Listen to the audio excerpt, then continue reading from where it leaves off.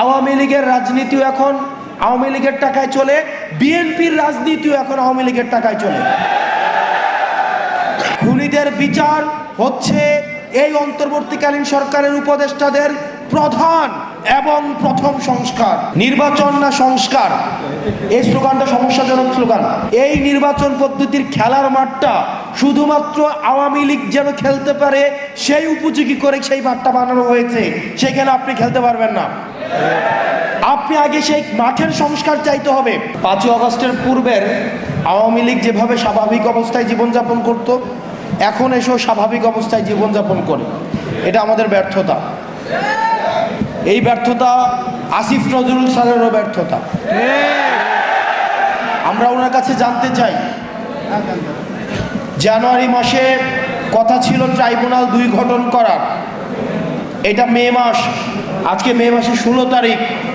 আমরা স্পষ্টভাবে আপনার কাছে উত্তর চাই, কেন মে মাসে 16 তারিখ হয়ে যাওয়ার পরেও দ্বিতীয় ট্রাইব্যুনাল গঠন হওয়ার কথা থাকলেও এখনো পর্যন্ত গঠন হয় নাই? আমরা আপনার কাছে জানতে চাই, কারা এই হত্যাকাণ্ডের সাথে জড়িত যে আসামিরা রয়েছে তারা যখন কোর্টে যায় কোন কোন বিচারক তাদেরকে জামিন দিয়ে দেয়, কারা তারা এবং এসবের পিছনে কাদের ইন্ধন রয়েছে সেগুলোকে আপনি আমাদের সামনে প্রকাশ করুন। আপনি বারবার বলেন যে আপনাকে ভিলেন বানানো হচ্ছে, আপনি বারবার বলেন যে আপনাকে মিসআন্ডারস্টুড করা হচ্ছে।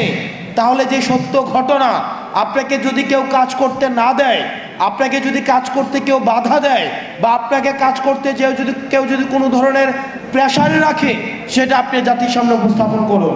আপনারা যদি মনে করে থাকেন অন্তর্বর্তীকালীন সরকারের উপদেষ্টারা বিচার ছাড়া আপনাদের অন্য কোনো বড় সংস্কার রয়েছেন, তাহলে আপনারা ভুলের মধ্যে রয়েছেন। খুনিদের বিচার হচ্ছে এই অন্তর্বর্তীকালীন সরকারের উপদেষ্টাদের প্রধান এবং প্রথম সংস্কার। নির্বাচন না সংস্কার, এই স্লোগানটা সমস্যাজনক স্লোগান। কারণ এই স্লোগানের মধ্য দিয়ে মনে হয় যে আমরা হয় নির্বাচন চাই, না হয় সংস্কার চাই। বিষয়টা এমন না, আমরা দুইটাই চাই। তবে তবে তবে আমরা চাই বিচার হবে, সংস্কার হবে। এই সংস্কার প্রক্রিয়ার মধ্য দিয়ে আমাদের নির্বাচনটা হবে। আপনাদেরকে মাথায় রাখতে হবে, আওয়ামী লীগ যে নির্বাচন পদ্ধতি বানিয়ে গিয়েছে, এই নির্বাচন পদ্ধতির খেলার মাঠটা শুধুমাত্র আওয়ামী লীগ যেন খেলতে পারে সেই উপযোগী করে সেই মাঠটা বানানো হয়েছে, সেখানে আপনি খেলতে পারবেন না। আপনি আগে সেই মাঠের সংস্কার চাইতে হবে, নির্বাচন পদ্ধতি সংস্কার চাইতে হবে। আপনারা কি অস্বীকার করতে পারবেন যে এই পদ্ধতির নির্বাচন হয়, সেইখানে একটা ওসি সেখানে নির্বাচন করে দেয়, একটা এসপি নির্বাচন করে দেয়, একটা ইউনো নির্বাচন করে দেয়? তাহলে একই পদ্ধতির যদি আপনার নির্বাচন ব্যবস্থা থাকে, তাহলে এই নির্বাচন এই 5ই আগস্টের পরে প্রপার ডেমোক্রেটিক ট্রান্সফরমেশন এই নির্বাচন কমিশনের মধ্য দিয়ে সম্ভব নয়। সেই কারণে আমরা আপনাদেরও সহায়তা চাই, যাতে করে আমাদের একটা যেন প্রপার গ্রহণযোগ্য ফ্রি ফেয়ার অ্যান্ড পার্টিসিপেটের একটা নির্বাচন হয়। সেটার জন্য নির্বাচন কমিশনের সংস্কার নিয়েও আপনারা কথা বলেন।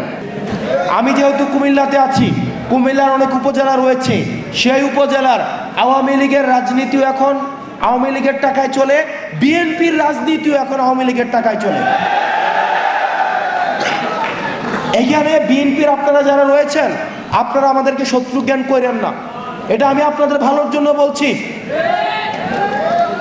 কুমিল্লার অনেক উপজেলা রয়েছে যেখানে সব দলের রাজনীতি এখন আওয়ামী লীগের টাকার কাছে বিক্রি হয়ে গিয়েছে।